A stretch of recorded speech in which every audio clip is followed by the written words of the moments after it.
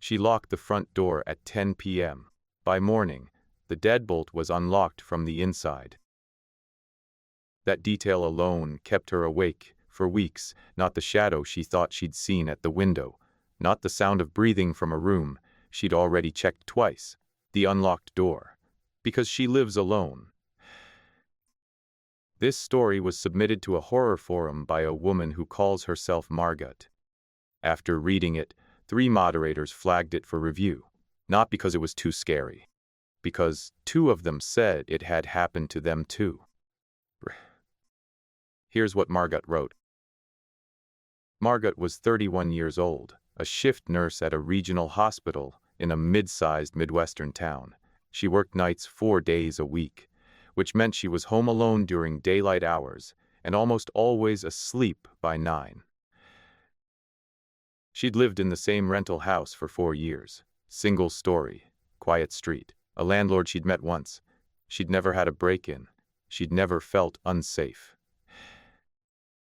She kept a routine the way nurses do, not because she loved schedules, but because the body demands consistency when you're always fighting your own circadian rhythm. Wake at 5, coffee, a walk around the yard before sundown, mostly habit, mostly peace of mind. She was practical, she was careful. None of it was enough. It started with the photographs. Margot had a shelf of family photos above her TV, the kind you stop really seeing after they've been in the same spot for years. Sometime in mid-September, she noticed one of them was turned slightly to face the wall. Just one, a picture of her and her sister at a lake house from 2019. She assumed she'd knocked it herself. She turned it back. She didn't think about it again. 2 weeks later, she found her kitchen chair pulled away from the table at a different angle than she'd left it. She specifically remembered because she always pushed them in flush, again, a nurse habit. No room for people to trip in the dark. She told herself it was nothing. But it gets worse. The 3rd week of October, she woke at 3 p.m. to what sounded like a door closing somewhere inside the house. She lay completely still for a full minute listening. Breath. She did a walkthrough. Living room, kitchen, bathroom, spare bedroom. She opened every closet. She checked under her bed. She stood in the hallway and held her breath, listening so hard her ears started to ring. Nothing, no one. She almost convinced herself she'd been dreaming. Then she found the glass. In her kitchen cabinet, behind the mugs she never used, there was a drinking glass she didn't recognize. It was clean, perfectly placed, faintly smelling of dish soap. She'd never bought a glass like it in her life. It was the kind you'd pick up at a thrift store or a dollar bin. Thick at the base. Slightly cloudy from years of washing. Breath. She stared at it for a long time. She photographed it. She told herself she'd figure it out in the morning. Here's what she didn't figure out. Someone knew her schedule. Margot worked Sunday through Wednesday nights. Every incident, the photo, the chair, the sounds, had happened on a Thursday or Friday, her first nights home after her work stretch, the nights she slept deepest, hit hardest by the shift back to a normal sleep cycle. The nights she wouldn't notice anything for hours. When she finally called the police and laid it all out, the detective on the other end of the line went quiet for a moment. Then he asked her if she'd checked her attic. She didn't have a finished attic. Just a crawl space above the spare bedroom, accessible through a hatch with a pull cord. Breath. The cord had recently been used. Dust patterns around the hatch confirmed it. They sent 2 officers. One went up. What he found in the crawl space.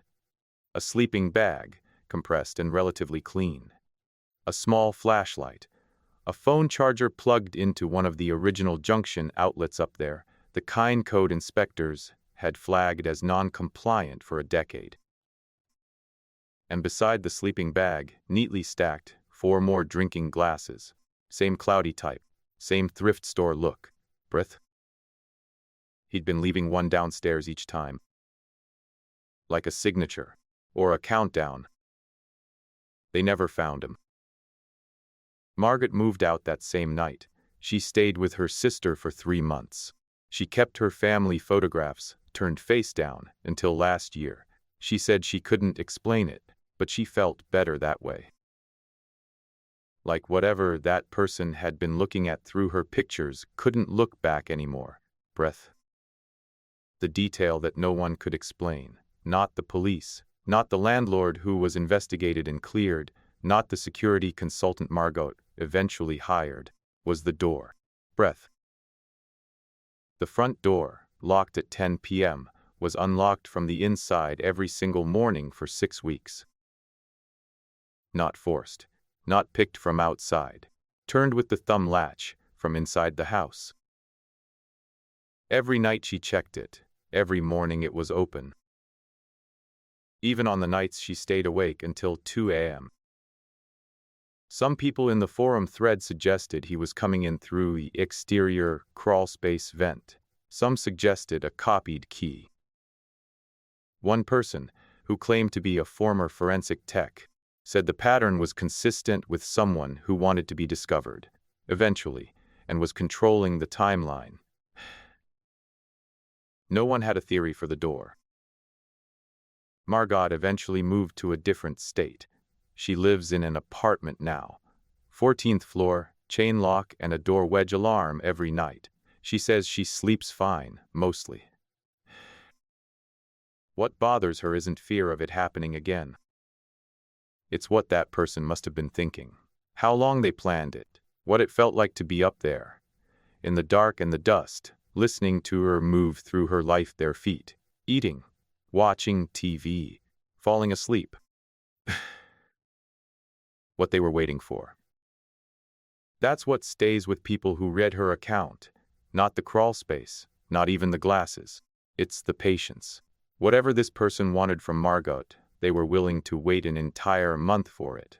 That kind of calm, deliberate focus isn't impulsive. It's practiced, breathed. And Margot is not the only person who posted a story like this.